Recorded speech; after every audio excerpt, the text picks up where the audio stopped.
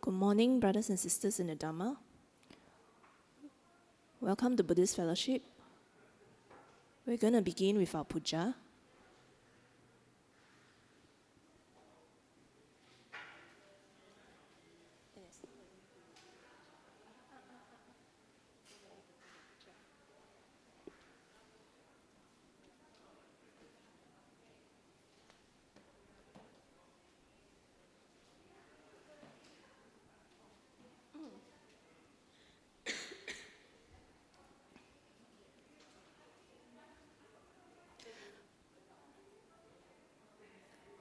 Okay, let us pay respects to the Triple Gem.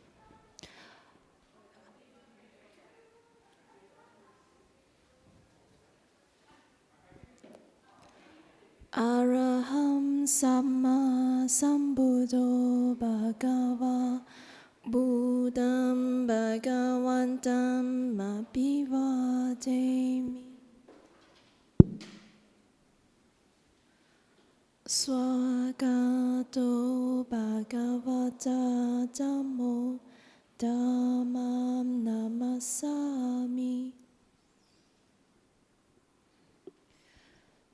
Supatipano Bhagavato Savaka Sangho Sangam Namami.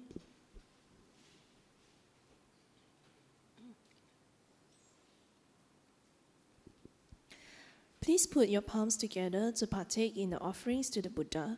The offering of the 5 items allow us to express our gratitude to the Buddha and serves as a symbol to help us remember the teachings. Please join wholeheartedly and read the verses together. Offering of light. Light symbolizes wisdom. May the light of Dhamma dispel the darkness of ignorance.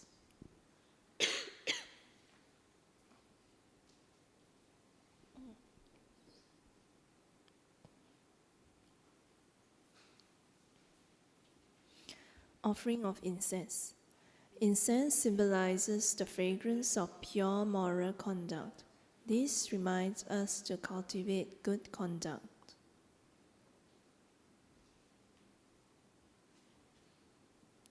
Offering of water. Water symbolizes purity, clarity, and calmness. It reminds us to practice the Buddha's teachings, to cleanse one's mind, which is full of desires, ill will, and delusion, to attain the state of purity.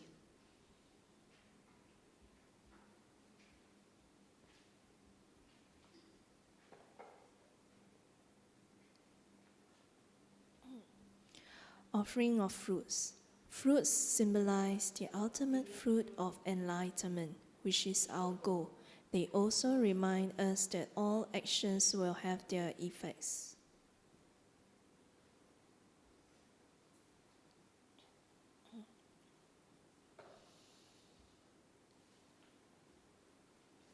Offering of flowers. Flowers symbolize impermanence. The freshness, fragrance, and beauty of flowers are impermanent. This reminds us that we should all live in the present. Remembering thus, we should reduce our craving and attachment.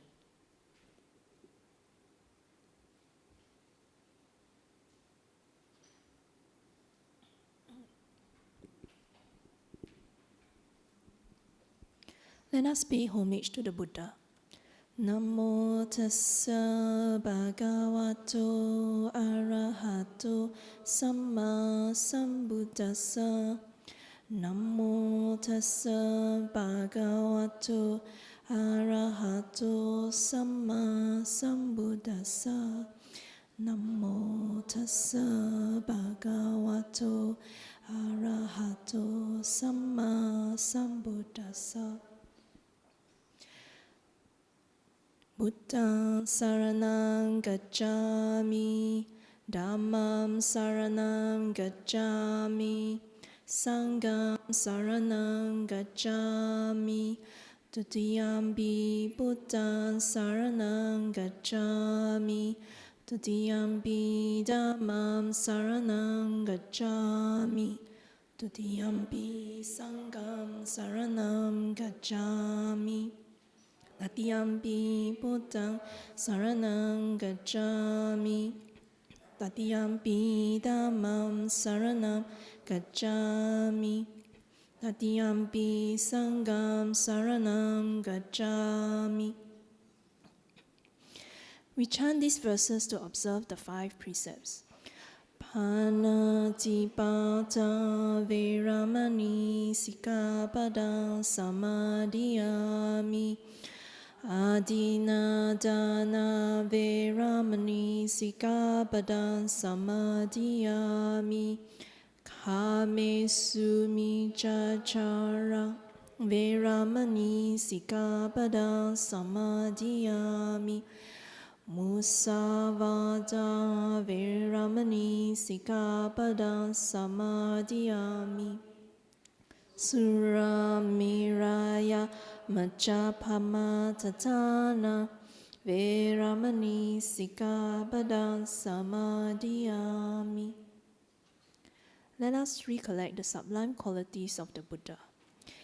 Iti piso bhagava araham samma sambuddho vijacharana sampano sukato lokavidu anuttaro purisa dhammasarati sattva deva manusanam Buddho Bhagavati. Let us recollect the sublime qualities of the Dhamma. Swagato Bhagavata Dhammo Sandidiko Akaliko Ehipasiko Opanaiko Pachatam Veditapo Vinyuhidi. Let us recollect the sublime qualities of the Sangha. Supatipano Bhagavato Savaka Sangho Ujupatipano Bhagavato Savaka Sangho Nyaya Patipano Bhagavato Savaka Sangho Samiji Patipano Bhagavato Savaka Sangho Yatitam Chattari Purisa Yugani Atha Purisa Pogala Esa Bhagavato Savaka Sangho Ahoneyo Pahoneyo Dakineyo Anjali Karaniyo Anuttaram Punya Ketam Lokasati. Sadhu, sadhu, sadhu.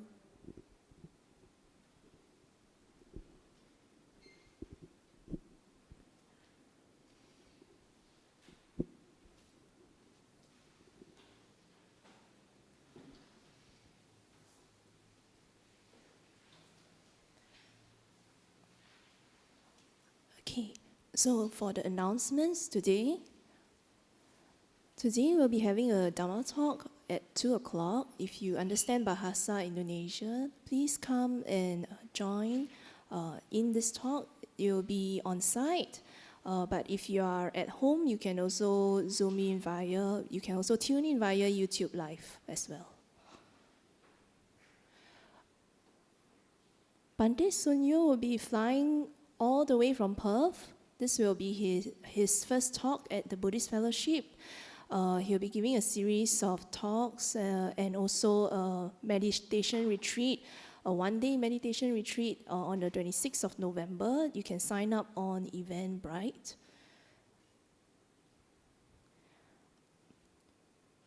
If you would like to send your children to do some good, we'll be holding a volunteering session on Sunday, the 3rd of December. You can sign up Parents will need to accompany their children if you would like them to volunteer.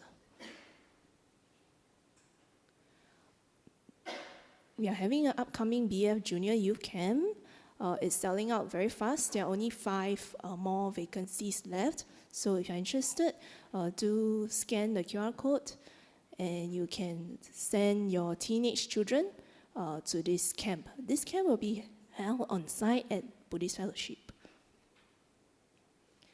Ayah Upeka will be coming all the way from Australia in early December, from the 4th of December, and she will also be giving a series of talks, meditation and Q&A.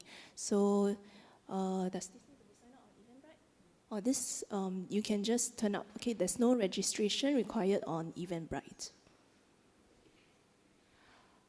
Okay, next year, Sister Sylvia Bay and Brother Ong Chai Chai will be giving a new series of Dhamma Foundation course, and we're starting with course number 1. This will be held every Saturday from the 7th January to the 5th of March. So do sign up using the QR code on Eventbrite. Yeah. Finally, do help us build our Dhamma home. We are still raising funds, so these are the modes of payment if you wish to help us build our new home at Lavender Street. Okay, finally, today we are very, very, very lucky to have Sis Koh Kai Xin that will be leading us, guiding us in the meditation, and also be giving us a talk. So let's welcome Kai Xin. So a little bit more about Sis Kai Xin.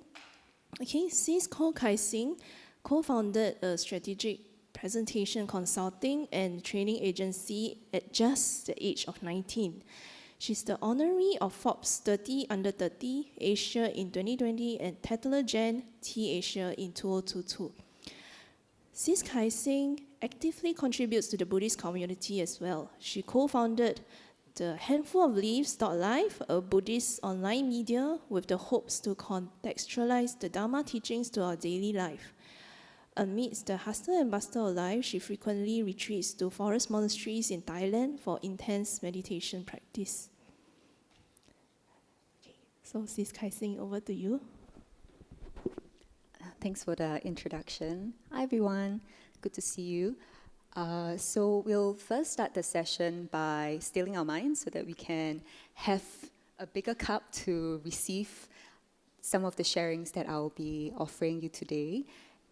Can I have a show of hands? How many of you have your preferred meditation technique? Nobody? Okay. Today's topic is on non-self, so I would like to use this opportunity to also leverage our meditation to contemplate on how actually we have very little control over our minds and how we can also glimpse into the concept of Anatta, which is non-self. And I'll first like to offer some tools for you so that we can meditate with the right attitude. So the very first one is to reflect on whether you're thinking of the past or the future. So anytime when your mind wanders off, just note, oh, is this thought about the past or is it about the future? So that's one thing. Then the other thing to note is anytime when you're looking at the thought or the experience, try to bring up a non-judgmental mind and attitude as well as curiosity. So we don't want to say, hey, how come my mind keep thinking so restless, can't sit still? But say, hey, where is this restlessness coming from? And if you feel that you're a little bit bored, also, where is this boredom coming from? Okay, so 2 things, attitude as well as labeling past or future. So I'll invite all of you to sit in a comfortable position and close your eyes.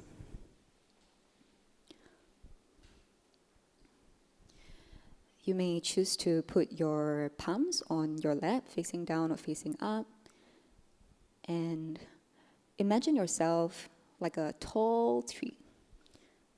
So with the branches branching out, stable, grounded. And now let's take 3 deep breaths. Breathing in, hold it there, and exhale.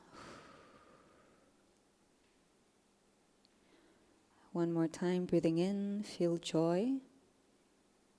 How nice is it just to breathe, and then exhale, releasing all tension in your body.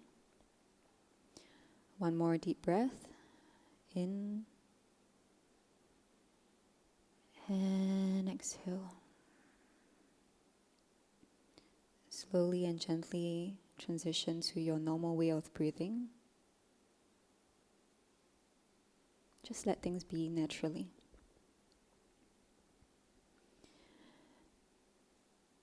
And kindly and gently place your awareness either at the tip of your nose, your chest,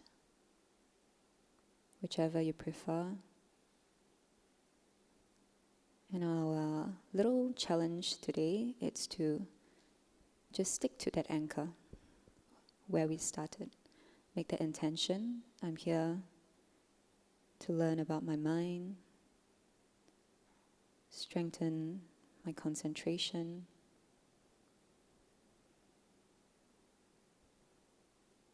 and coming back to the present moment.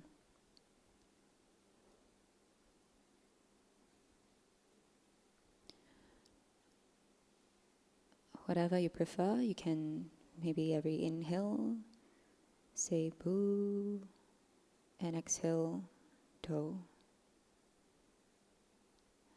Buddho means to be awake.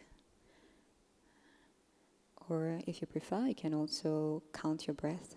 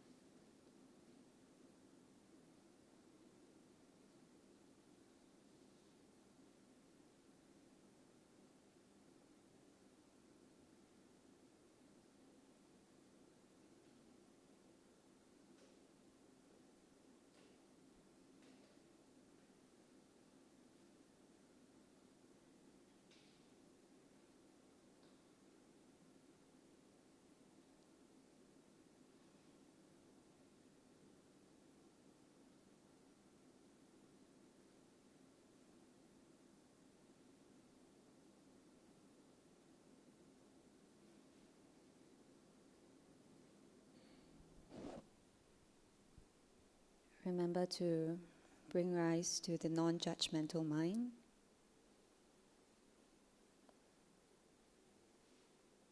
Whatever you're experiencing, listening to sound, wandering thoughts.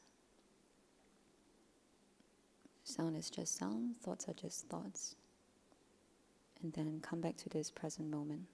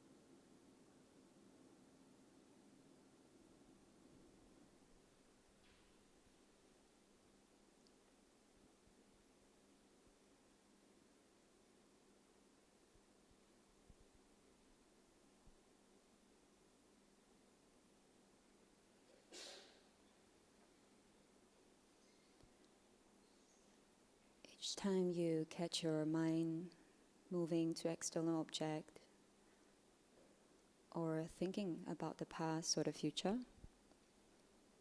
we call this the magic moment, because in this moment you have a choice to come back to your home base, this very breath, back to this body. So each time you notice your mind wandering off, celebrate that awareness, the recognition, and then keep trying gentle attention, curiosity, and being non-judgmental.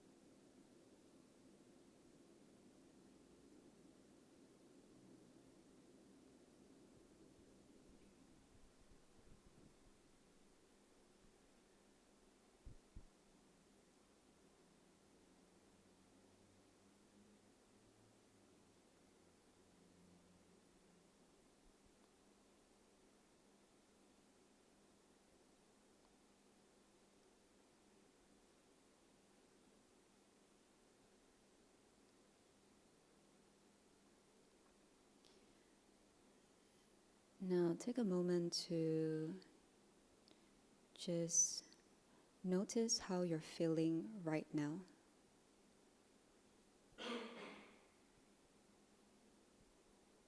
Give it a name. Am I feeling peaceful, restless, uncertain, bored? Whatever you're feeling, remember that the feeling, it's not you. You are not your feeling. It is just a phenomena.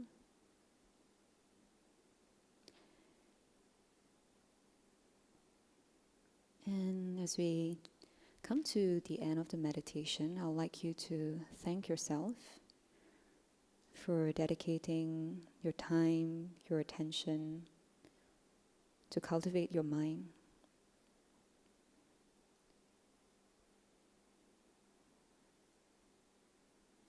And wish yourself well. May you always have the opportunity to continue to develop awareness, mindfulness,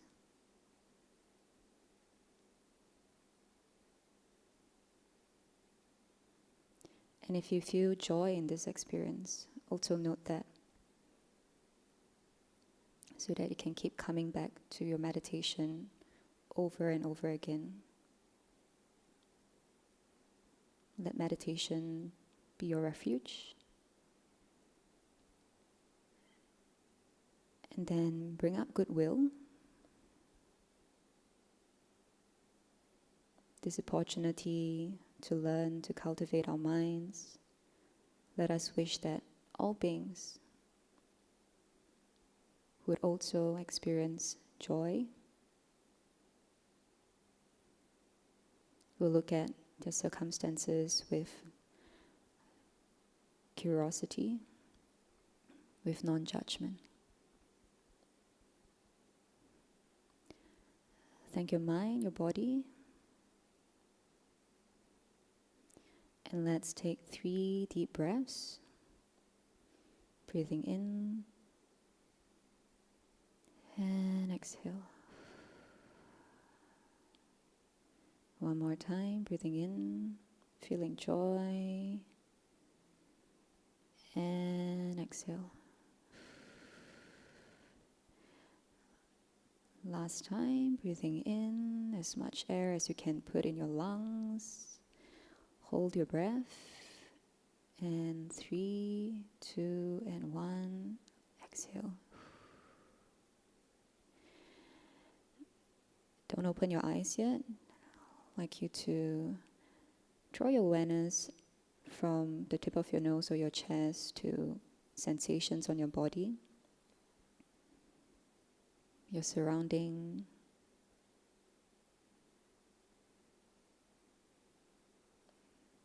Sound of the air condition, the air circulating. And then whenever you're ready, you may gently open your eyes. And that is the end of our meditation.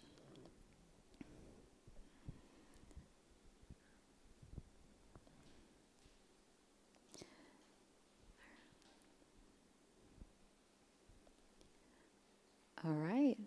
Thanks for your presence. Can I invite the back row people to move to the front? Hi, welcome.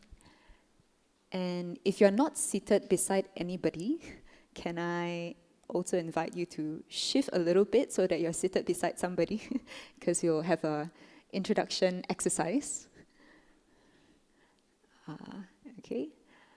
If not, later you have to walk. So today's topic is on contemplating non-self in daily life. I know it's a very big subject. How many here, you're like seasoned, so you know what is non-self? Like, raise your hand.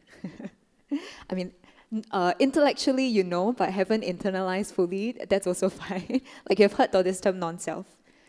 Okay, who has not heard of this term non-self before? Okay, good that I asked. Basically, non-self is part of the core tenets of Buddhism in terms of understanding. It falls under what we call the 3 characteristics of existence.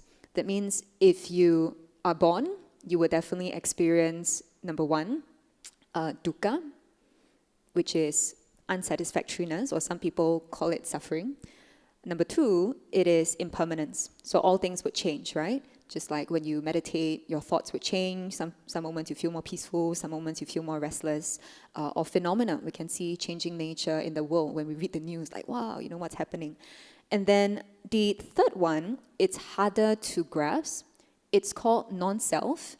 And I know scholars, sometimes they debate on the term, like what exactly is non-self? Because sometimes it's misinterpreted as not having a self, which is not correct.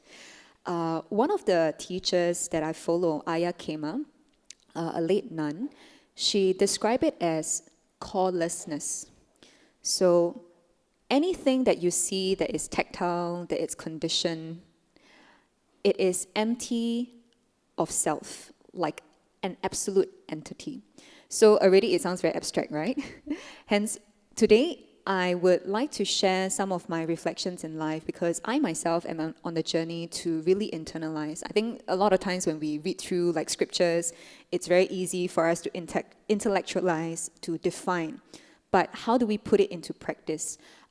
This is a term that I use often as my object to bring me back to the present moment and to resolve a lot of situations and difficult circumstances in life, when I have to make tough decisions or when I deal with very intense emotions.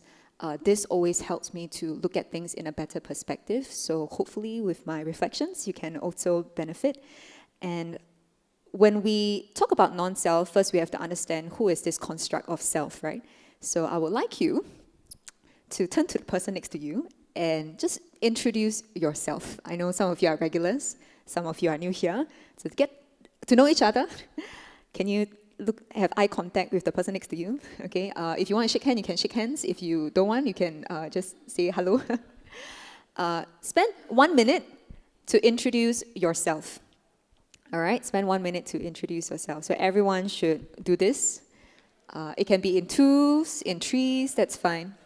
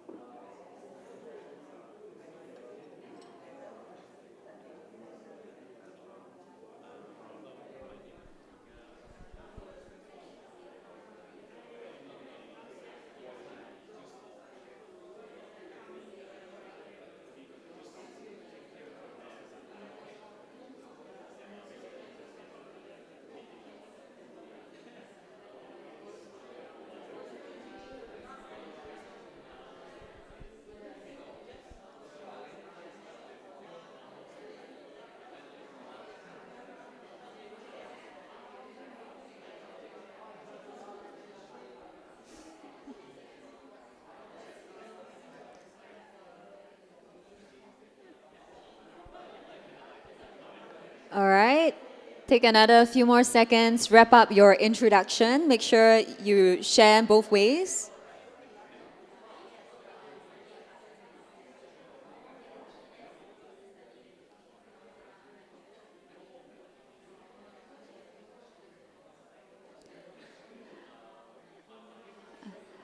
All right, now wrap up your introduction. Give your buddy a high five, or you can say sadhu, thank you very much for sharing. And then can I bring your attention back to the front? I hope all of us got to know somebody new today. Buddhist fellowship. Fellowship is a very key word. So now you don't feel so lonely anymore. Now you know somebody, got a friend. Okay, let's evaluate. Because this is something that we have to do very often in either work setting or when we meet somebody new, right? And I would like us to take this opportunity to evaluate what we identify ourselves with. Because how you introduce yourself, it's also how much you might be attached to that particular identity. So this is a list that is non-exhaustive. And let's go through bit by bit, all right? How many of you introduce yourself based on your occupation? Like, I'm a student, I work in this company, or I'm a housewife, a mother, a retiree. How many of you do that? Raise your hand.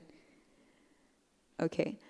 How many of you talk about your values and beliefs? Like, I'm a Buddhist, and I'm a Buddhist because X, Y, Z. Okay? And personality, like, oh, people know me as a very bubbly person, or actually I'm very introverted, I don't know what to say. Anybody? Okay, likes and dislikes. I like to eat char kway teow, Hokkien mee. Okay, anyway, all of this is just a list of what you might possibly identify with. In fact, when we fill in survey form, right, we have the demographic. What's your age? What's your gender? Your occupation? How much salary you earn, etc. Then sometimes it makes us question, how come I never earn more money? Or like, how come, I still single or unmarried, etc. Sometimes it makes you question your life, right? Or some of you who have passed the age bracket, like suddenly you have to fill in, like myself, the first time when I have to fill in 26 and above. I'm 29 this year. It's like, wow, no longer youthful anymore. Then suddenly reality strikes. But more importantly, it's not so much about what we identify with, but it is contemplating on who we are if we don't identify with any of this. Oh, very deep question. So I think I have contemplated a lot on this topic and also observed loved ones around my life as well as news. Identity crisis is a thing that I think I've gone through a little bit. Just like, am I going to work the same job till I retire? Or is this really what I want to do in life? Am I truly happy? All these are very existential questions that are tied to our identity. And let's say if one day I am no longer running a business, then what do people know me as? Am I still an entrepreneur? Or what if one day I am no longer a Buddhist? Then a lot of people say, wow, Kai Xin is always the face of, like see her in Buddhist centers, etc., right? Then who am I? Or if I were to lose my loved one, or once, am I still a daughter, a granddaughter? So all these are very existential questions that I think it's very uncomfortable to ponder about. And if we don't ponder it in a right way, it can lead to a lot of anxiety, uncertainty, or even depression. And I know in the world it seems like very chaotic, right? If you really think about all the chaos, it's really because of our attachment to our identity. I'm right, and you're wrong. Or this is better, that is not better. So who to vote for or who not to vote for? Is this vaccine better or that vaccine? Then we end up into a lot of argument. So why do we argue? With ourselves or with other people? It all stems from this sense of I. And it's not to say that we shouldn't have all this identity because we still need to function in life, but it's more of how do we have a healthier relationship such that when it comes to a point where we no longer need to identify with any of this, or when circumstances change, can we be at peace? So I contemplated a lot on this, and 2 years ago, it really hit me hard how much I attached to this body. I always thought I attached to my views, maybe my work, but I never knew that I'm attached to my youth. Until one day, I was at the doctor's office. And so health report, right? It's a regular checkup thing. And then, cholesterol, okay, etc. And then the doctors look at me with a concerning eye and say, you know, your RF factor is very high. Then first question is, what is RF factor? 恭喜你, right? So she was explaining to me, RF means rheumatoid factor. And it is an indicator that very likely I will have an autoimmune disease. So autoimmune disease is something that you can't cure. And it is something, she said, it means that it might be debilitating, or I still cannot pronounce that word, meaning if it gets very worse, you might not even be able to move. You would be immobile. Oh, sounds very scary, right? So actually when she first told me rheumatoid arthritis, another question I asked was, isn't arthritis an old people thing? So already, very ignorant, right? So in the doctor's office, she was telling me all of that, like, the worst scenario. Then I didn't really think very much of it. Just like, okay, it's just a marker, maybe might not be very true. But what happened next was very interesting. So I went home, started researching down the Google rabbit hole. What is RF and what are some of the circumstances? And of course, with the untrained mind, I went into this whole mode of fear, anxiety, and that's where I realized, wow, I didn't know I'm so attached to this body, because there are a lot of implications. Number one, would I still be able to do the work that I do, right? I need to be mobile, to move around, and I like to move around, to talk to people, etc. And then the second thing is, will I then need to be reliant on others? Because I've always grown up thinking that being independent is good. Rely on myself, not others. I'll share more later. So there's a lot of proliferation in terms of what will happen and what will I not come to terms with. And it actually hit me a little bit. Now reflecting, I realized I was quite affected because suddenly I feel like a little bit aimless. I start to question, am I supposed to prioritize on this or that? We always ask hypothetical questions, right? If we were to only have a lifespan till maybe tomorrow or next week, what would we do? So then I realized, actually, if I'm no longer young, able, and energetic, and if my mind is untrained, I haven't truly realized and internalized this concept of non-me, non-I, and non-myself, a lot of problems would surface because I have taken a look at people around me. It's actually very frustrating to lose your motor skill. Just buttoning of clothes can take a long time. And it's incredibly frustrating. Just like, can't control. Why is it like that? Why me? Etc. And then it's also incredibly humiliating for some people to have somebody bathe you, feed you, etc.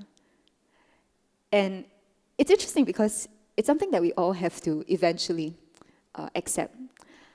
So it brought me a lot of questions. And in the scripture, Anatta Lakkhana Sutta, the Buddha was talking to the 5 ascetics about non-self.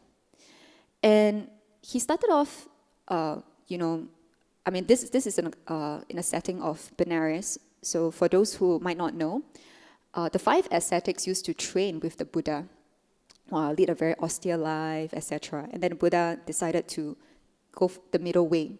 So eat a little bit of rice milk, and then meditate under a Bodhi tree and realize the Noble Eightfold Path, the middle path. So neither extreme, right? So this is the second sermon, I believe. And there are 5 ascetics there. He mentioned form, it's not self. And it's very interesting because it makes a lot of sense. If we can control our body, then I can tell myself, let me not be sick. Let me not age. And let my form be thus, let my form be not thus. Have we truly internalized, or have I truly internalized? So just take a look at our world around us. It's so easy to be blinded and not think about this. Advancements of technology, right? We extend our lifespan. We know means to become healthier. So we are always kind of delaying this truth of death, of sickness. Then the second thing is we have all these beautification products, anti-aging cream, then, looking old, or like, don't need anti-aging cream, just go on the app, then there's a filter, correct? How do I look younger, etc., put makeup. So it's very interesting because we are conditioned to not think of all this. It's very uncomfortable to think about. But here Buddha is telling us the truth that, hey, actually we have very little control over our body. There's certain extent we can do, like, train ourselves to be fitter, to be healthier. Of course, we have to take responsibility. But it's also recognizing that there's a limitation to that. And then towards the end, he mentioned any kind of form, whether is it past, future, or present, whether gross or subtle, is it in ourselves or external, inferior or superior, near or far. We have to have the right understanding to say this is not me, not mine, and not myself. And just think about just now in meditation. How many of you thought of the past? Like, oh, yesterday I did this, or I forgot to, turn off the light, or I said something to this person, or somebody said something to me. Then we form an identity there. That's the past. Or like, what should I do after this talk? I can't wait for this meditation to be over. What is next? That's also, thinking about the future. And sometimes we think that, are we better than before? Are we better than others, etc.? All this are identity view. And it also is echoed in the Heart Sutra. If some of you are familiar with this, we chant that the body is empty of self, and emptiness is the body. 色即是空，空即是色. And then the same, it's actually for all the 4 other aggregates. So feelings, we have perception, mental formation, and consciousness. And the onion here kind of represents the concept of callelessness. So if you peel the onion, to the end, there's nothing. Or there are actually a lot of other analogies by the Buddha. He used, say, foam. You see a lot of foam, right? It seems like an entity. But then, actually, it is not absolute. Or it could be, say, a banana tree or hardwood. Seems quite an absolute entity, a tree. But then if you break it down, peel the layers, also, it is empty.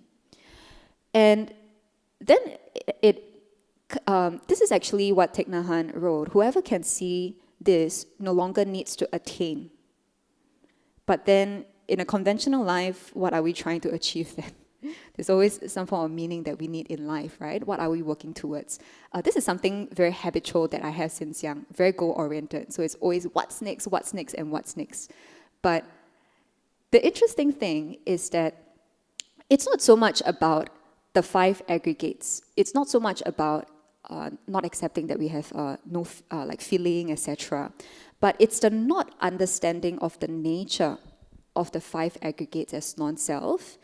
And then another aspect that is tied quite closely, it's anicca. Not understanding that, again, we're not an absolute entity. That means we constantly will change. And because anything that is conditioned, it's bound to rise and it's bound to fall. And when we don't understand this, this is where craving arises. We start to crave, desires of our 6 senses, right? Good sight, smell, sound, etc. And then the more interesting thing for me personally is the craving to become or not to become. I want to be young. I don't want to be old. I want to be healthy. I don't want to be crippled. Or I want to be successful, etc. Even when it comes to the spiritual practice, there's also desire and craving, right? I want to be able to meditate peacefully. I don't want to have a wandering mind, etc. And the dangerous part is when we cling on to this. When we don't understand, then we start clinging, then the mind keeps going around in circle. And you would know in your heart, it feels actually very tense. When you don't cling, it feels light. And with clinging comes becoming. And with becoming, etc., comes unsatisfactoriness. Because there's a lot of things in life we cannot control, that it's even outside of our own ability. And in the Buddha's time, actually before Buddha became the Buddha, Prince Siddhartha, his father actually had multiple palaces, right? For him to be kind of warded away from aging, sickness, and death, all this truth. And I kind of feel like we are living in that metaphorical palace, the pleasure palace in this 21st century. Like I've mentioned earlier on, we have all of this bells and whistle in order to put our mind off thinking of the reality. So this one quite funny, the image. I'll read it for you. So it says, unfair and loveless. It's a beauty product. Then if you have this, then you'll be successful, beautiful, marriageable, hireable, happy, worthy in just 7 days. What does this tell us? Everything have to come to an end. It's quite interesting. A lot of times I wonder, we spend all this money in beauty products. Sometimes I see, my mom, for example, she would spend a few $100s. She's quite frugal. But when it comes to beauty products, she would spend. And I think it's well-deserving because, she has worked so hard, etc. But sometimes I would joke with her, who was she? Because you're already married, right? And who are you still trying to impress? Or, 反正会老会死的. Sounds very morbid. Anyway, you'll grow old and die. I know I'm a very bad daughter. But I think what I'm really trying to also reflect on my own is, am I being too caught up with my appearance, how people look at me, etc., and how long would that last? Because in the commercial and advertisement kind of world, we try to oversell and we package, we distort the truth. And this is what the Buddha said. If we keep focusing on the allure of the 5 aggregates, thinking that form is ours, or like, oh, this is very attractive, I should be like this, I should be like that, then just now the sequences, it would happen, right? We crave, we cling, etc. So it is important for us to contemplate on the drawbacks in order to break that cycle. Because if you think about it, when was the last time you were unhappy?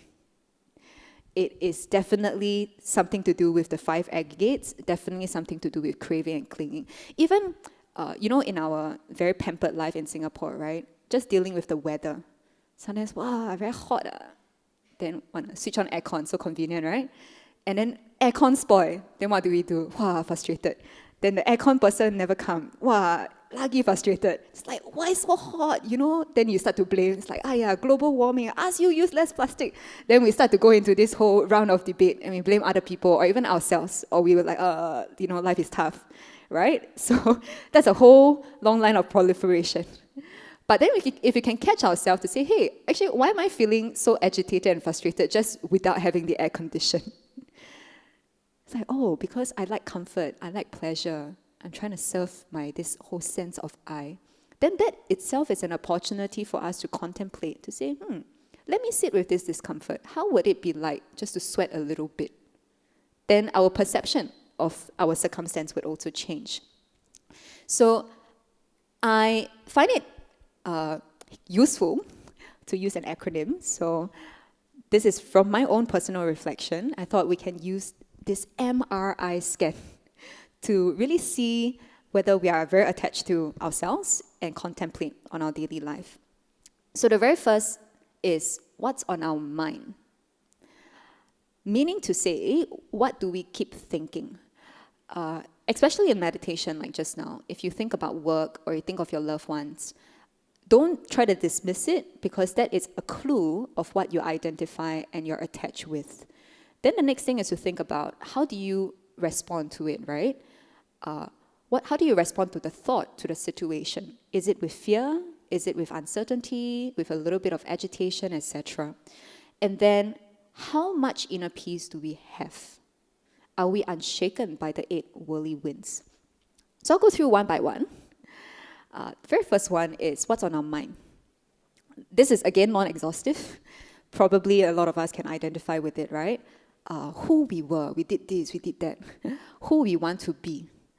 And then what did people think of us? What others did to us, what we did. Or in the future, it's just the opposite. So it's a lot of feeding on this sense of I. Like, I'm very important. I need to be this, I need to be that.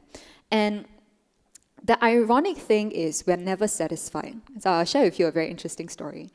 So every time when I'm in Singapore, in the past, I'm very, unsatisfied. It's like, life is very stressful here in Singapore. I can't wait for the next retreat. Then I went to the retreat. One fine day, I sat in meditation. Then I caught myself thinking about work. When I go back, I need to do this, I need to tell this person this, and then 10,000 ideas in my head, better write it down. And it's very interesting because during a meditation setting, you have nothing to do except to meditate and to do a little bit of chores. And that's where your thoughts are really magnified.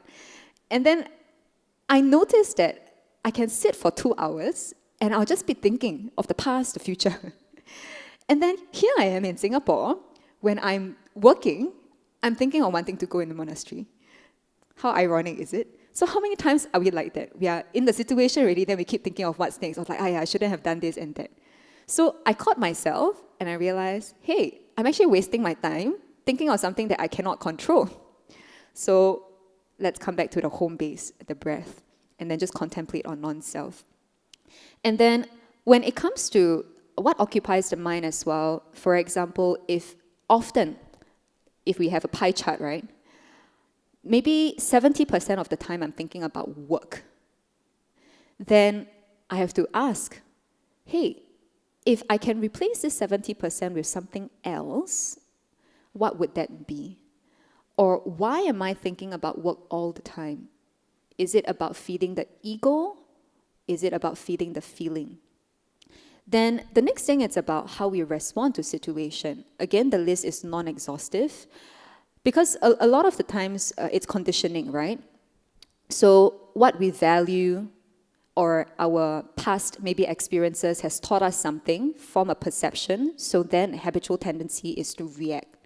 So let's say if in my mind, I think that if a person were to raise his or her voice, then I perceive it as the person is unhappy with me or the person is trying to find fault with me. Then habitually, I will try to protect myself and get very defensive, and then I'll also raise my voice in anger.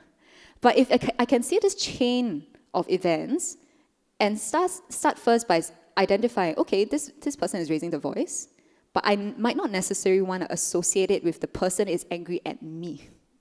It's perhaps the person has gone through a bad day. Or maybe, sometimes when your hearing is not so good, or maybe the circumstance, like, wow, very noisy, then you raise your voice a little bit, right? Maybe environment caused that to happen. Then I don't have to take it so personally.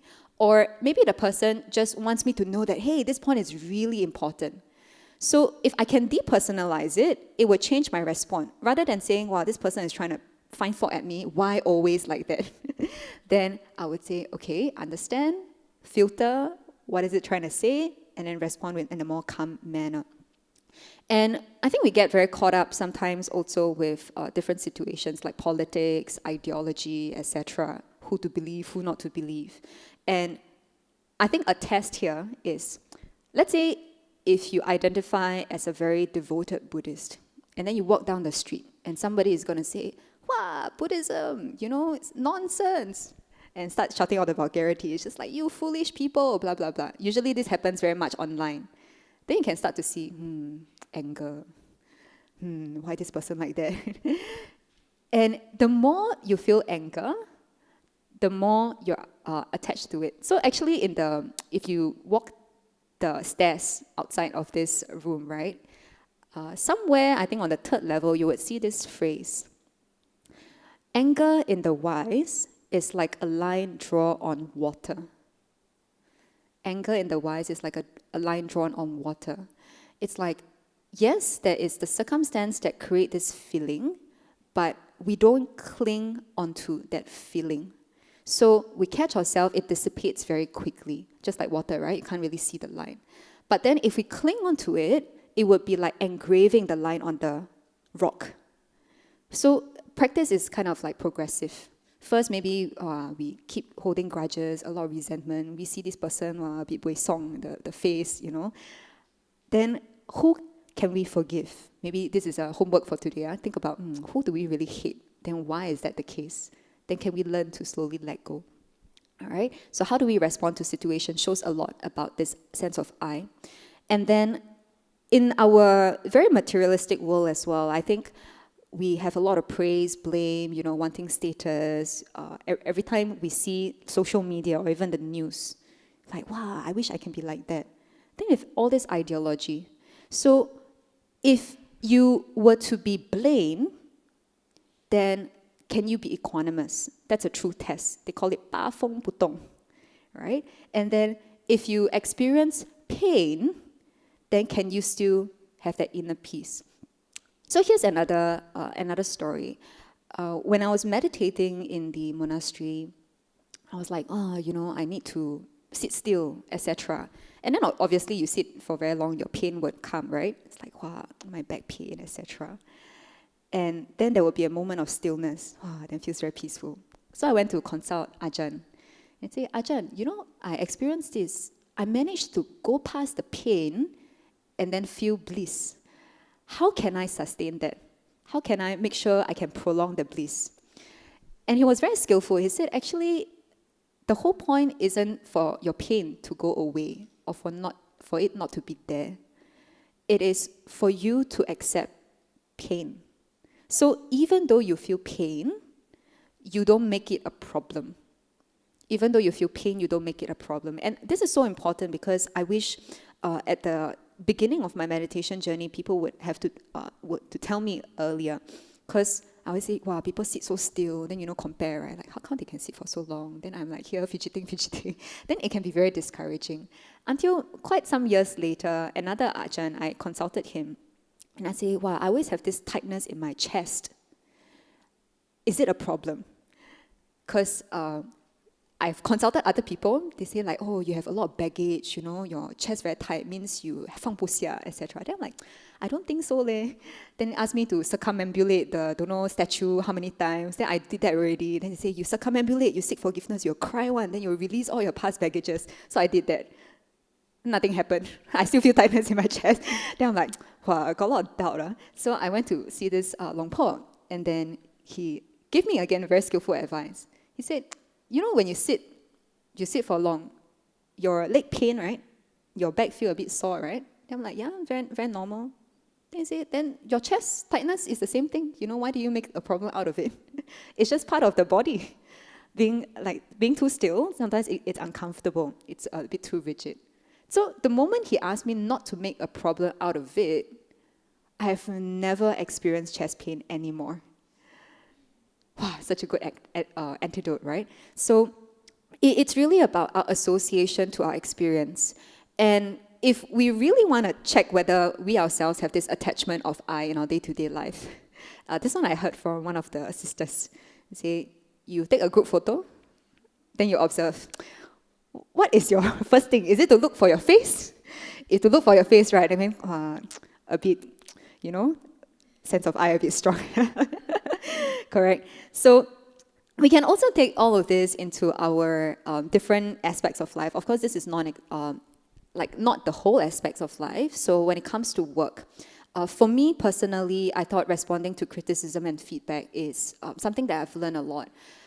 I started working when I was very young. So can you imagine, I was 19 years old, standing in front of a crowd that is twice the age of mine, telling them what they can do for their business and kind of giving them advice.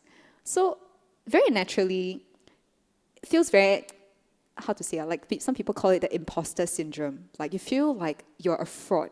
What if people don't believe you? Or what if they find out that actually you're a lie? Usually people with imposter syndrome, they care a lot about wanting to offer the most value and to be the best version of themselves. So it's not wrong. But then, because I didn't really understand non-self, right? So I take things very personally. When people give me feedback to say, hey, the workshop they have conducted is like this and like that. Then I was like, wow, my entire mood of the week can be spoiled. It's like, why this person like that? Maybe I'm not cut out for this. I shouldn't be doing that. I actually got one point nearly given up because my very first workshop, somebody behind my back went to complain to their manager. And then other participants feel like, hey, this is very beneficial, but it was just that one person. Then I got to hear through, the grapevines, this person didn't really like me.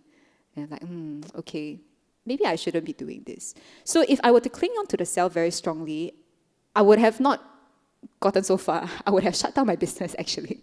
So it's very important to learn, okay, am I taking things personally? Where is this coming from? If I feel anger, who is angry? Who am I angry with? And then it's also the thing about wanting to be someone, somewhere doing something.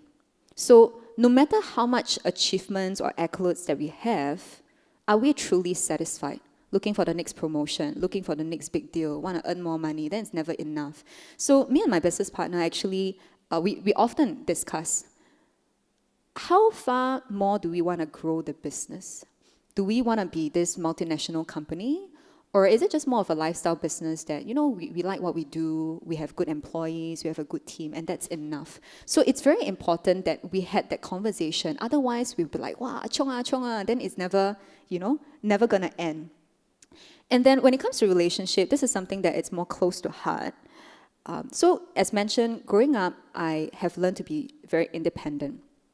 And I think understanding non-self really allows me to let go of the need to be independent all the time. Because this is my narrative, I can do things myself. I'm pretty sure some of you would attest to this as well. A lot of times we are in a helper mode. So we want to help people and we feel very bad for receiving. So when people want to help us, don't need. Sometimes we even get angry when people want to help us. We fight over who should go in the lift first or who should take a particular, parcel. It's a very Buddhist thing to do. And then we feel, let's say if I don't feel emotionally well, then I feel if I were to tell other people, then they're really so busy, I will be a burden to them. So might as well don't tell. So I bottle everything in. Then this is the last part. In one of the sutta, the Buddha actually mentioned to the monk to be an island unto themselves. And I didn't know that I have taken this out of context and also the wrong view I held. Because I say, Buddha say must be a refuge to yourself, right? Be your own refuge. Don't rely on anybody. That's what I thought. But then, if you look at how the monastic code or the monastic discipline is being designed, it is actually dependent on others. So the monks depend on lay followers for food, for requisites. And then the lay followers, we depend on the monastic member for their guidance, for their wisdom. So we call this a symbiotic relationship. Even though sometimes they seem to be in isolation, but they also rely on us. And then it's vice versa. So I was wrong to say that I should be dependent and I can do myself. So in day-to-day life, can we catch ourselves having such thought when we deny the help of other people? Now, change that habitual tendency. How does it feel to receive? And I think it also takes a lot of humility as well as generosity, because it is an opportunity for people to give as well. Just a couple of days back, I was having this conversation with somebody. So somebody came to me and asked, I am going through some of these mental, issues, and it's really tough running the business. And then I have business partners, etc. Should I call it quits, etc.? And then she feels very, torn in between. And I asked her, does your business partner know? Because it seems like one of the thing that she was struggling with is not being able to quit because she doesn't want to feel like a burden, and not wanting to tell her business partners or co-founders that she's going through all of this. So she take it upon herself. And then she said, I don't want to burden other people. They're already so busy, Then I don't want to dump all this emotional baggage on them. And at that point, then I also realized sometimes when we feel that we are burdening on others, we can actually reframe it as, can it be an opportunity for people who really care about us to offer us support and help? Because if I'm a friend, I would want my other friend to tell me when they're in deep trouble. Because that's what friends are for, right? We support each other. And if I were to know that you're going through, really difficult time without me telling, then I'll also feel guilty. Like, where was I when you were? Then again, that sense of I. So it takes a lot of practice for myself to understand that and to say, actually, it's okay to be vulnerable. It's okay to rely on other people, because we cannot be perfect all the time. And in some circumstances, we will be stronger. We can rely on ourselves. But in some other circumstances, we don't have that strength. And it's okay to support, to get others for support. And this whole concept of non-self not only changes the relationship we have within ourselves, but it's also how we see the world and how we see other people. So, for example, do we actually project our ideals onto people? For example, people we look up to. So-and-so is so perfect, right? I always thought my parents were really perfect, since young. So the backstory is, I don't have much FaceTime with them except for my mom, because my mom and dad, they work at a shop house. Dad will go out of house really early in the morning to set up the shop, come back home really late at night. I think by the time they get home, it's around like 12:30 a.m. Then I'll be asleep already. And then mom would, send me to school, etc. So watching them from afar seems like a mirage, right? Wow, everything is so nice, they're so hardworking. I don't really see any of their imperfections. Same thing for my grandma. I used to I really respect my grandma, very endearing. She's single mother, run the business, then hand over the business to my uncles and aunts. So a lot of admiration and respect. But something changed when, during circuit breaker, it's also the time when my parents retire. And from a house with just me and my siblings, very quiet, we just do our own thing, suddenly the house is very crowded. And then with more interaction comes more friction. With more interaction, you can also start to see the flaws of people. And I start to see myself in denial, like, why my mom like that one? Huh? Or why my dad like that? I didn't know my amma is like that. And there's a lot of aversion. And then the interesting part is also, why am I like that? Why do I have such thoughts? Then I start feeling guilty about being irritated, being annoyed at my parents, at my grandparents. And then it's like, okay, everything is circumstances, right? Causes and condition. It's like, why am I angry? Then I take it very hard on myself as well. And I didn't know that it affected me quite a lot, because I always thought okay, this is the perfect image of my family. Not to say that something really bad happened or it's completely, what's that called, something that it's unacceptable. It's just very small things. And I find myself wanting to preserve that perfect image. So I went into avoidant mode. Don't go home, or maybe just engross myself in more work so that I don't have to think about all this, imperfection. So that imperfection is also a mirror of my own imperfections, which I find it very hard to sit with. So it's also a process. And then I think now, going through the journey, I come to terms, okay lah, I mean, it's just human nature, ma. They, sometimes complain a little bit, nag a little bit, don't take it very personally. It's not them, it's also not mine. So then the sutta comes into the picture. And the other thing is also, with this concept, lies how attached am I to my teachers. I do know that there are some folks, so we always, look up to a particular teacher, but then when a teacher were to maybe have certain misconduct, wow, I tell you, the trust is completely crushed. Not just talking about teachers or even organizations, right, that we look up to. We thought like, wow, they are doing great stuff. But then the moment when the news is out that actually it is far from the truth, how does that affect our mental state? Wow, my whole life is a lie, or why that we have anger, etc. It's actually a grieving process, right? And it also goes to show, for me, I would take it a practice to say, when I were to tell other people who my teacher is, what is the feeling that surfaces from it? Is it a sense of pride? Or is it to say, hey, actually, don't have to be too associated. Doesn't matter. Actually, the main teacher is the Buddha. But then also, if the Buddha is unreal, then how? We don't attach to him. We learn from his teaching. The teaching is still true. And that affects how I take information as well. So don't always believe that whatever is said is true. Say, teachers sometimes have imperfections as well. Again, leave some leeway.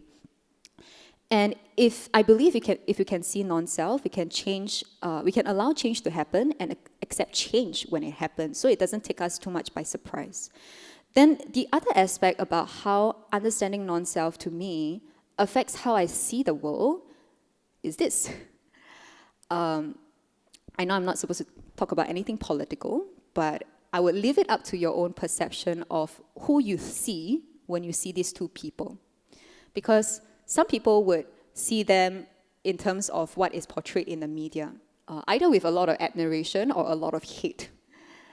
Still, that's clinging on to our own view, right? But beneath all their actions, it's also a human being with causes and condition. Why did people act like this? They were not born like that. Why do they seem to maybe do certain things that defies logic? Sometimes because it doesn't sit very well with our own values, right? Then that's where agitation comes into picture. And not just this.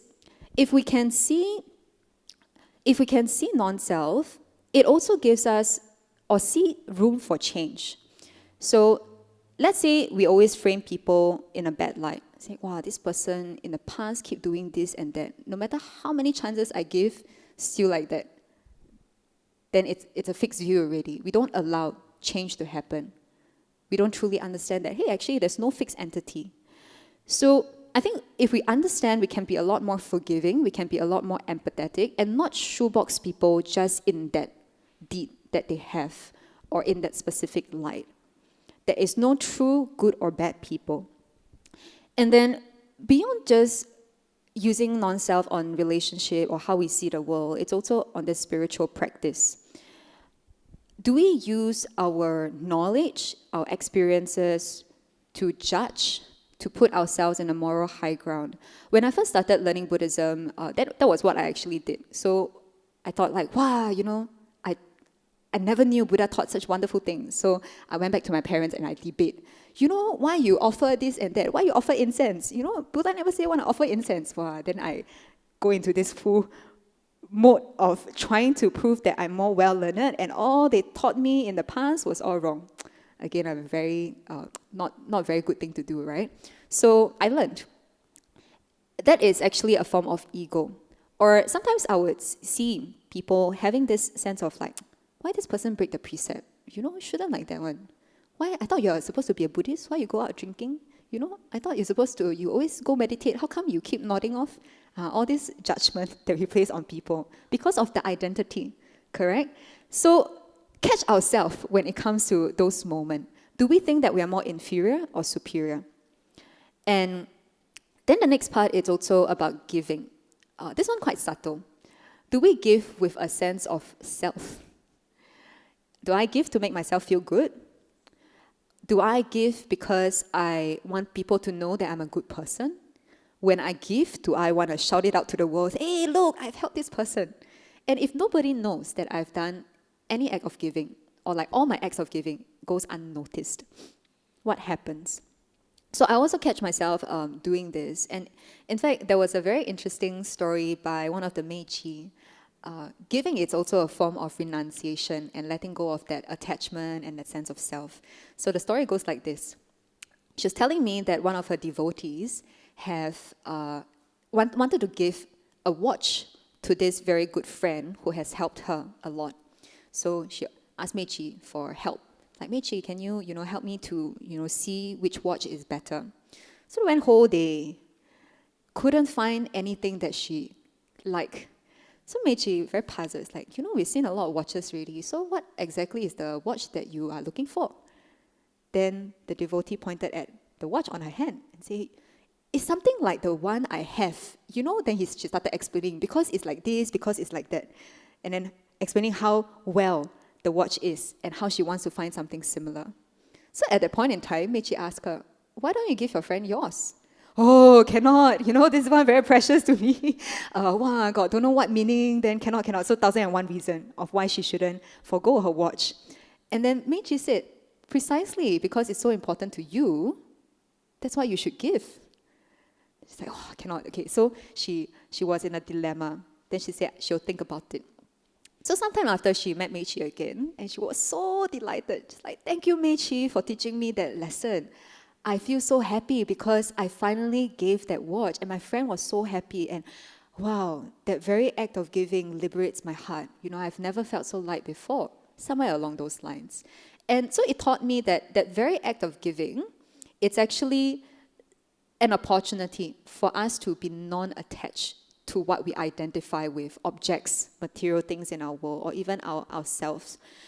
And this kind of permeates through life, right?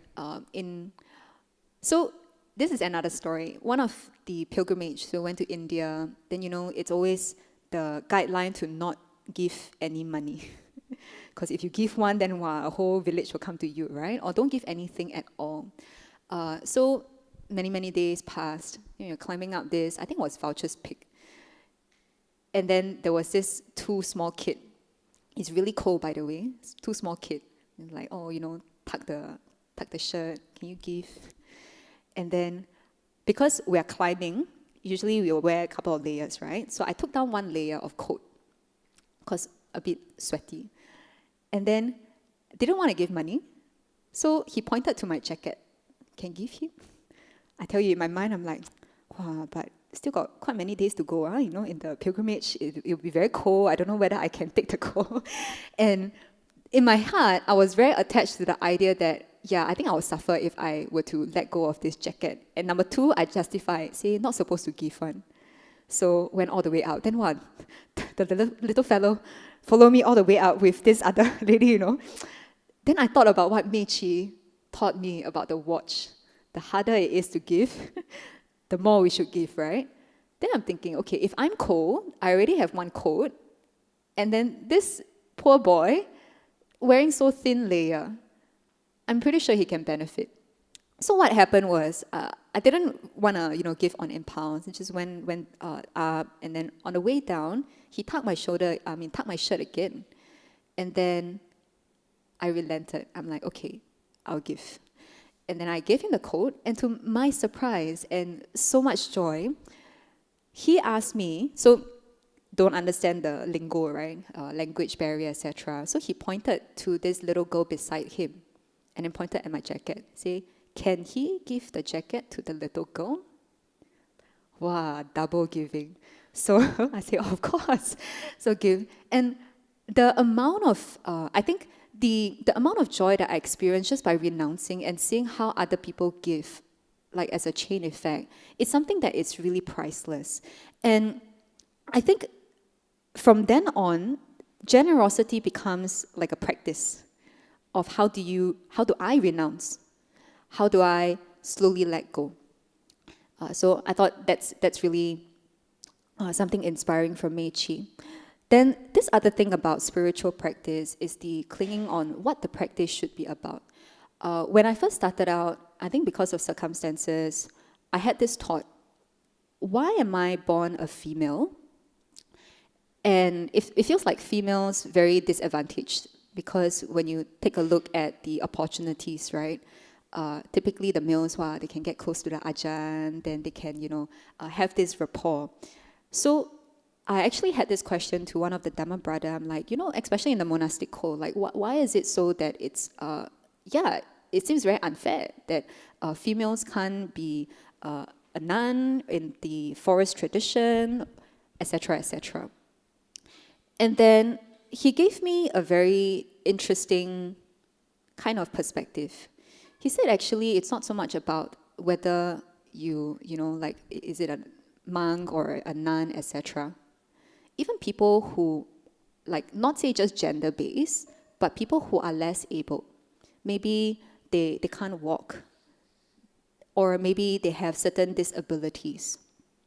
It is also a disadvantage to them. But if you truly set your heart on a practice, you can still achieve. And this is what Long Po, many of the Ajahn said, enlightenment knows no gender. So are we too attached to even like traditions, right? Like, oh, Theravada is best, or Mahayana is best, or Tibetan is best? Or are we overly attached to certain views? Maybe even meditation practice. Must be, must be breath meditation, or must be vipassana meditation, etc. All these are also attachment to views, to form, to perception. And even the thought of, I want to be enlightened. This is also a sense of attachment to I. And the classic story was Ananda, right? Venerable Ananda. When the Buddha passed on, everyone was waiting for him to be enlightened. Because he is the closest to the Buddha, it would really help if he comes to the congregation to, recite the discourses by the Buddha. So try very, very hard.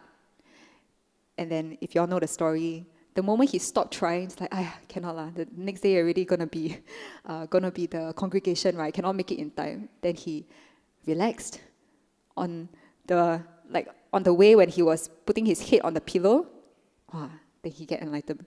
So sometimes it's really about this whole letting go of the view, the form, etc. But it doesn't also mean that we shouldn't be responsible or have ambitions at all.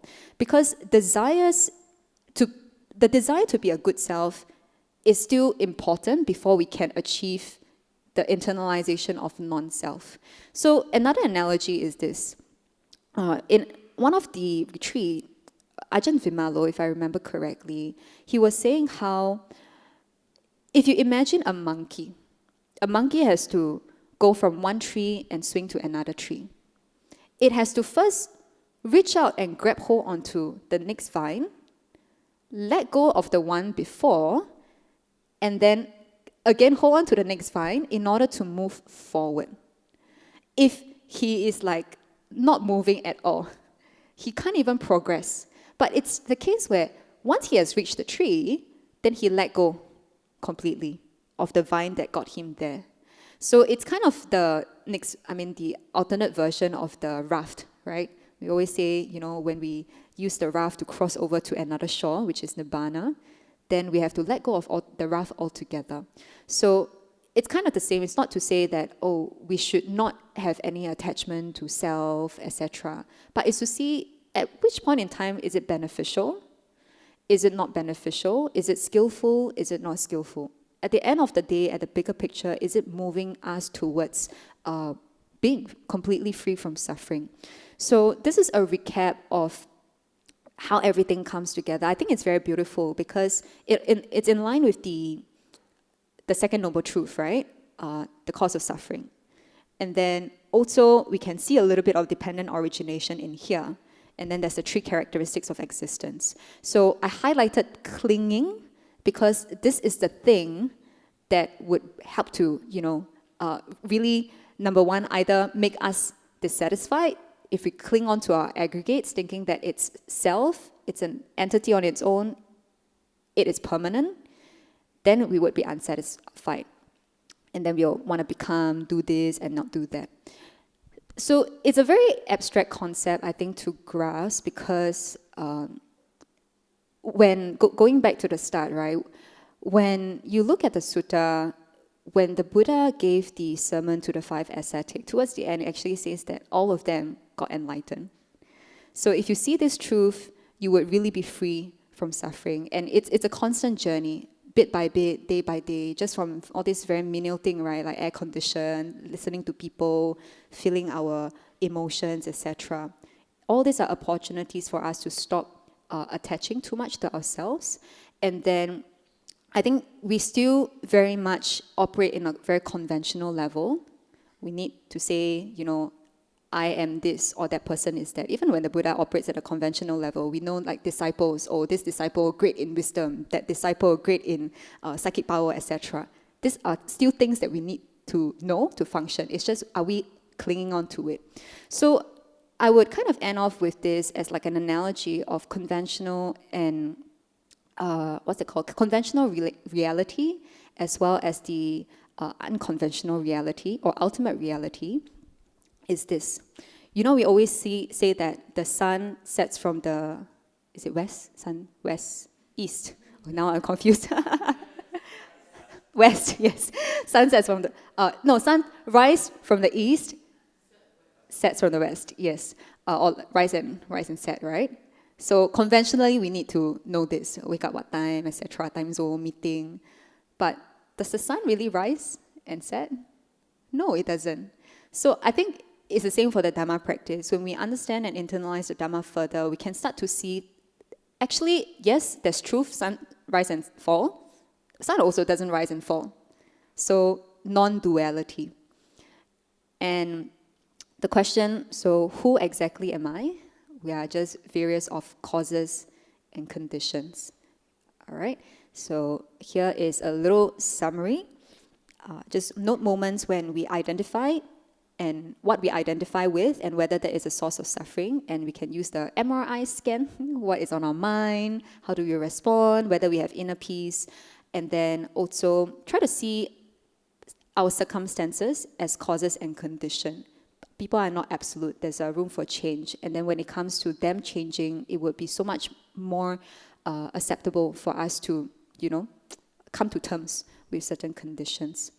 Right? So this is what I would like to share from my own reflection. I hope it can benefit you somewhat and for your consideration if it's helpful. And Can we all say sadhu 3 times? Sadhu, sadhu, sadhu. Thank you, Sis Kai Xin, for the wonderful talk. Are there any questions from the floor?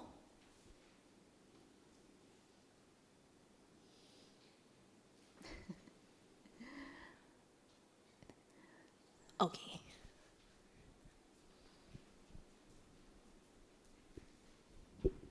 Thank you for the talk. I think this is a question that I'm still thinking about. You talk about Trump and Putin and how their causes and conditions, but how do we reconcile with the very visceral images of these causes and conditions and how they actually have impact on people's physical lives and even deaths? So it's like one thing to view things from a third party's perspective, thousands of miles away from those countries, but it's another thing to live within those states where it's very hard to see these people as causes and conditions when they are killing your parents or your friends or yourself. Yeah, so that's my question. Thank you. I think it's a very valid question.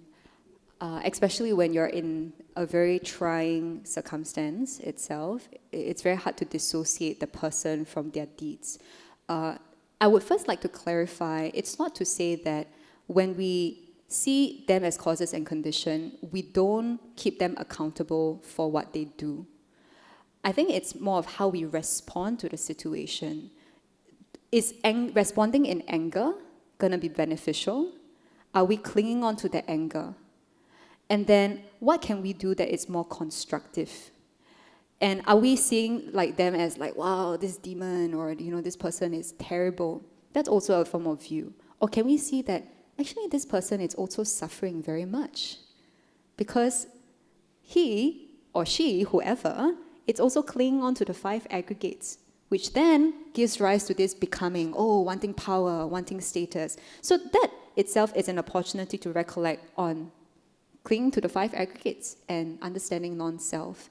So I think a helpful situation, or like a helpful piece of advice would be, number 1, we have to know our capacity. Not everyone has the capacity to forgive or to be compassionate and say that, okay, no matter what harm you bring to me, I will forgive you. So if you don't have the capacity, the first thing is to step away from the situation so that you have a more objective view. And in, like, say, war cases, of course, you want to flee the country, right? You don't want to just like, just contemplate on how actually everything is a non-self. Then that is not wise to do. So you want to get yourself out of the situation. Then the next thing is contemplate on what is the most constructive thing to do that will benefit yourself in terms of healing, as well as benefit others. And then what is within your control and what's not within your control. Certain people can create systemic changes, but some people can't. So what we can control is to help others who are also suffering in the same plight, or to take care of our own emotions so that we don't lash out on others. Because you see, it's like those kind of drama, right, where you have one person have revenge, next person want to have revenge, then wow, it's an endless cycle to what end? Yeah. So once you kind of introspect and say, okay, this is the most constructive response that I can give, then you do it bit by bit. And then give people a benefit of the doubt. See, why are they like that?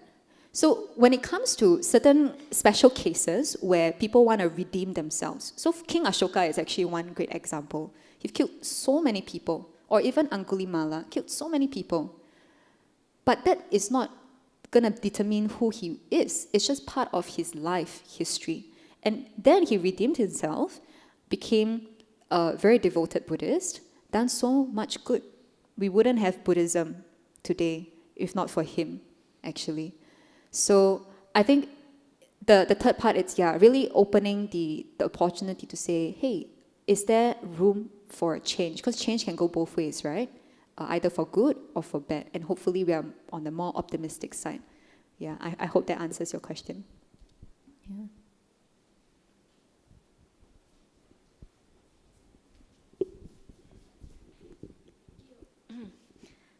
Hello. Sis Kai Xin, thank you for the wonderful sharing. I really learned a lot, from your personal experience.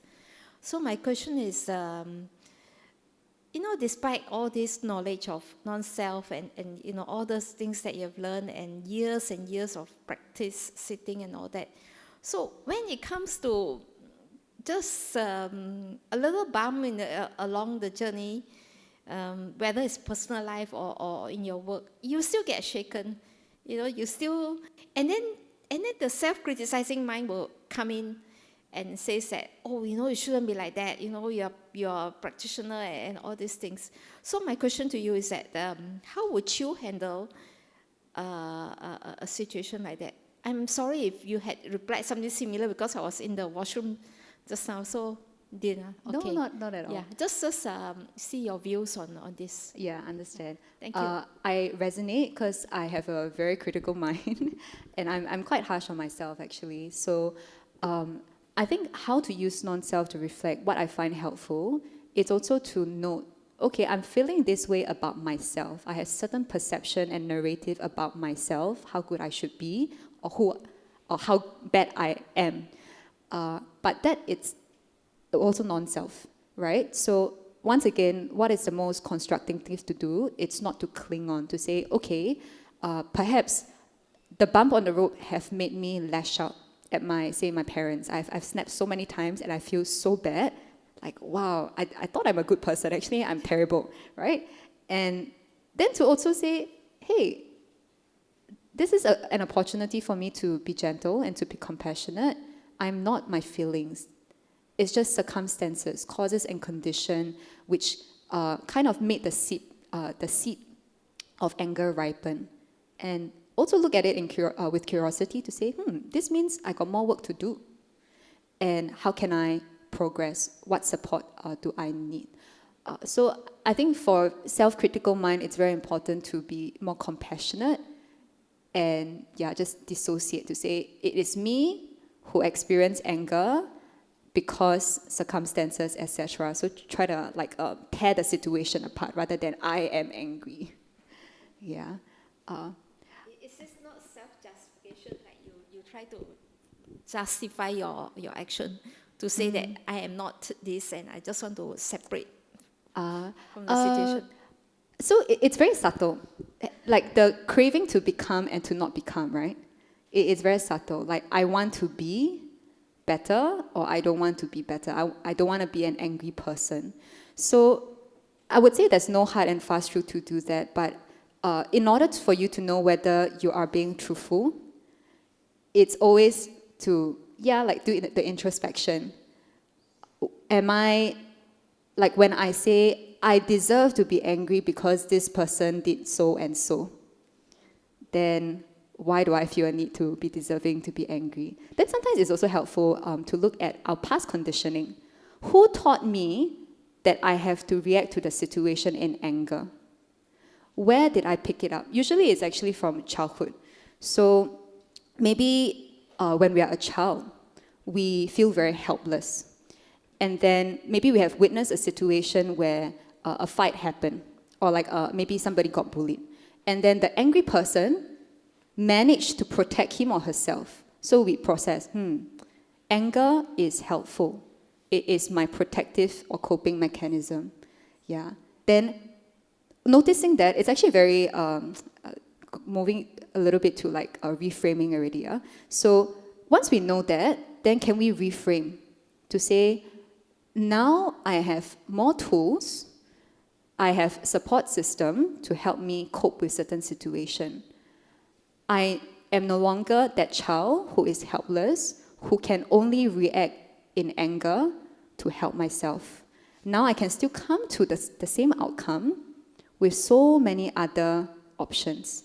So it's to reframe and then to say, hey, actually, things can be different. Yeah. I hope that's helpful. That's from my own personal experience. I think maybe for you, you have to experiment a little bit. Thank you. And sister, you have a question?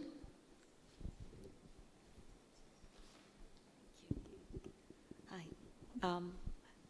Your talk was really very good. You good sense, very good maturity in it. Can I ask you? You said that when you saw the lab report, the doctor told you that you had a potential problem. Mm-hmm. How did you? And then you just said that you realized that you were clinging to self. So, but there's still the fear, isn't it, that you could potentially. So, how did you deal with it? Of course, yeah. I actually just did my health checkup last week. So, how to deal with it is meditation, coming back to our home base. So, I find it very helpful to have an object. So, mindfulness to say, okay, I'm going into fear, catch myself, back to the present moment. Because fear or anxiety usually stems from thinking of the past and future, wanting to be, wanting not to be. So just that itself is very comforting. Say, okay, I don't know yet, just take things one step as it comes. Yeah. I think people deal with fear very differently. Some people, I know some friends were telling me that when they receive a bad news, then they would kind of, okay, let's say if a person is diagnosed with terminal disease or cancer, rather than saying oh, why is it like that, they make it a source for good, and then they actually publicize, hey everyone, I've got terminal illness, and this is how I'm coping with my life, and that brings them a sense of purpose and meaning. just by sharing with the world how they're dealing and coping. And just a little bit of encouragement. It's like, wow, you're so inspiring. How do you, cope with that? Can bring a lot of comfort. So it works well for some people, but some people, they don't really like the attention. Then more introspective, like for myself, I would just, keep catching myself, and then I'll listen to the Dhamma. I would say it's not always 100%, but it's to befriend, like, what is this fear trying to teach me? Because at the end of the day, emotions is like a clue or a friend. So rather than pushing the fear away, you want to say, hey, there's a purpose why you exist. Then once you learn the lesson, fear would go away. Fear usually persists if the lesson hasn't been learned. Does it make sense?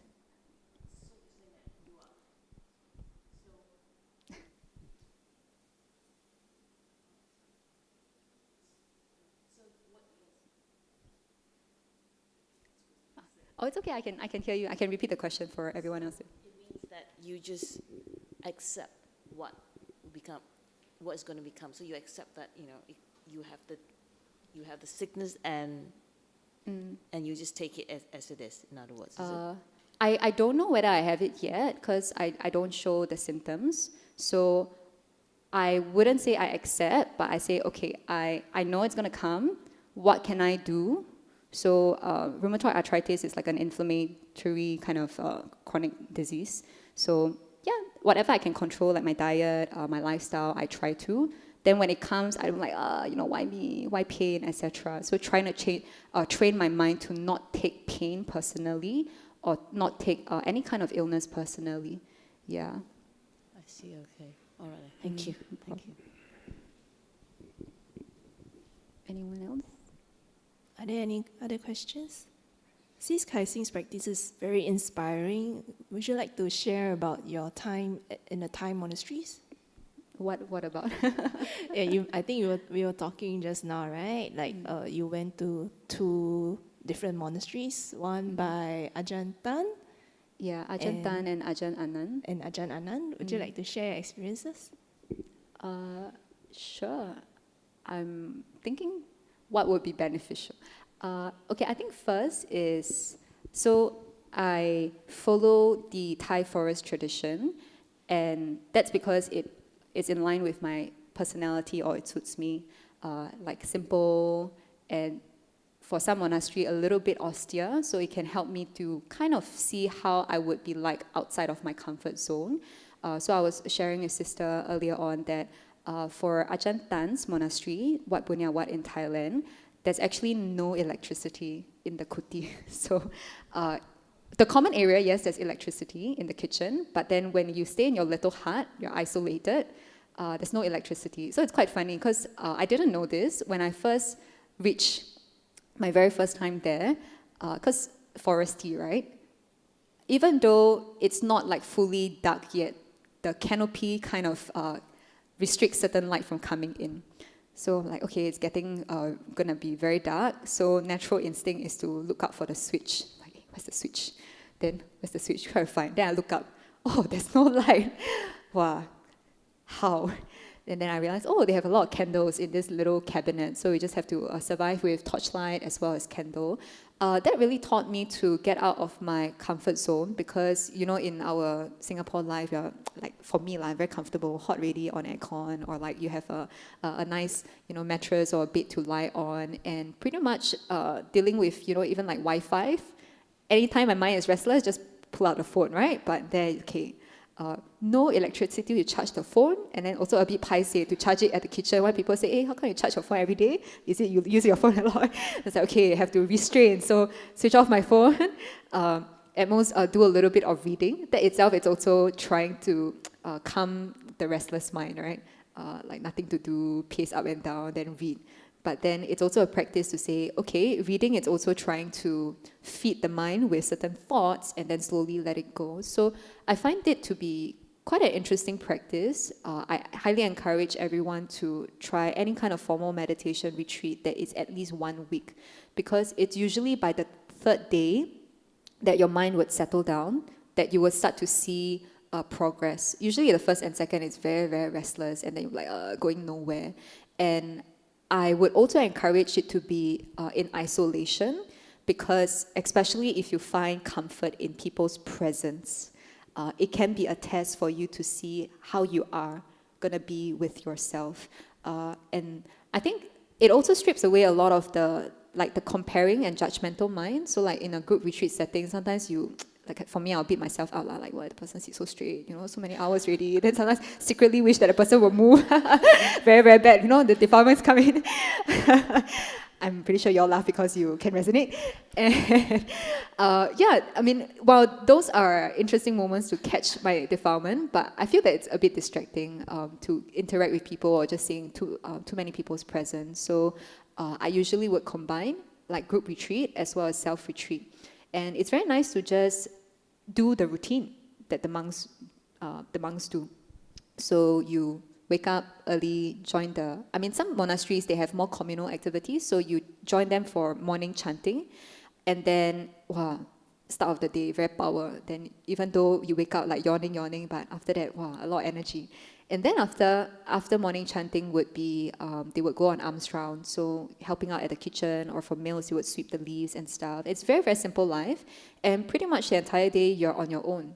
It's like what to do with like 8 hours. So I usually tell myself, if I can spend more than 8 hours a day working, then why don't, now I'm in a retreat, right? Then this is my full-time job.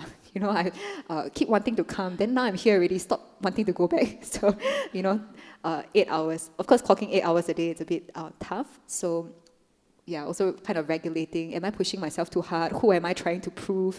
All these are very subtle thoughts that come as an opportunity for me to introspect, okay, let go, not try and prove anything, just own capacity, try to do it as best as I can.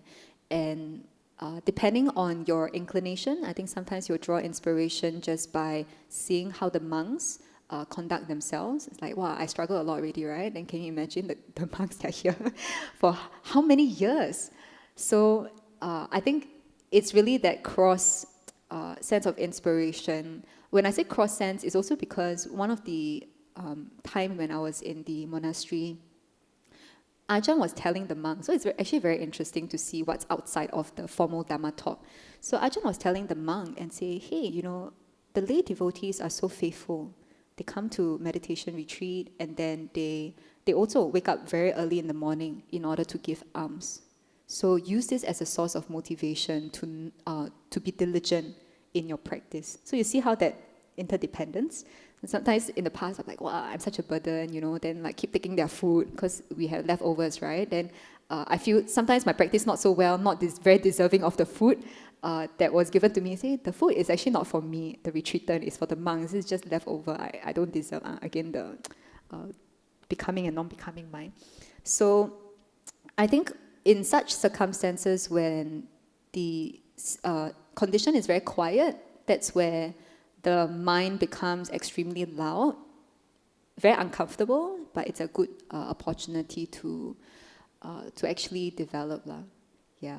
So Excellent. I don't know whether that's the kind of sharing that you want me to share. It's very good. It's very insightful and very inspiring as well. Yeah, thank you. Can I do a shameless plug for... Oh yeah, sure. Go ahead. Yeah, so if you like to read and also understand how to, tie in all these Dhamma concepts in day-to-day life, as mentioned in the introduction, I actually work with my other Dhamma brother and sister to run this website called handfulofleaves.life. So we share different aspects, relationship, work. The recent one that one of the Dhamma friends said actually is very good. It's how do we have deeper conversations? In social settings, sometimes only small talk only. So if you also want to be a writer to contribute your own stories, very welcome. You can come to me after. So this is handfulofleaves.life, QR code. Yeah, do share with your family and friends. Thank you very much. Thank you, Sis Kai Xin. Thank you.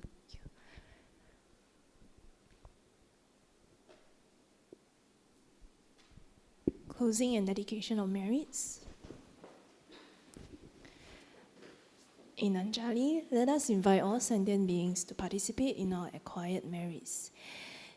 Ita vata ja amehi sampadam punya sampadam Sabbe devam numodantu. Sabba sampati siddhya. Etavata ca ammehi. Sampatam punya sampatam. Sabbe bhutta numodantu. Sabba sampati siddhya. Etavata ca ammehi. Sampatam punya sampatam.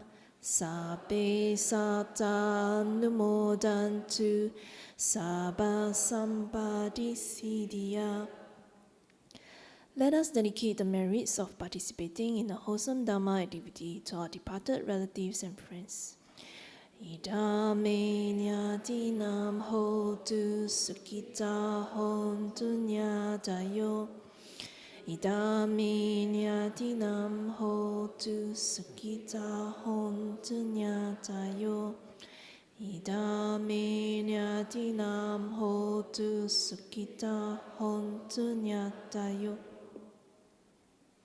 End of service dedication. I dedicate the merits which I have accumulated to the cultivation of my mind in order to bring happiness and benefits to all sentient beings. I dedicate the merits to my parents, children, spouse, relatives, friends, colleagues, and my adversaries, wishing them long life, good health, happiness, and prosperity. May we never part from the Triple Gem, and may we always walk the path towards enlightenment. Let us pay respects to the Triple Gem. Araham Samma Sambuddho Bhagava Buddham Bhagavantam Abhivade. Swagato Bhagavata Dhammo Dhammam Namasami. Supatipano Bhagavato Savaka Sangho Sangham Namami. Sadhu, sadhu, sadhu. Do join us for potluck lunch outside, and you may leave the cushions because we have another session later at 2 p.m.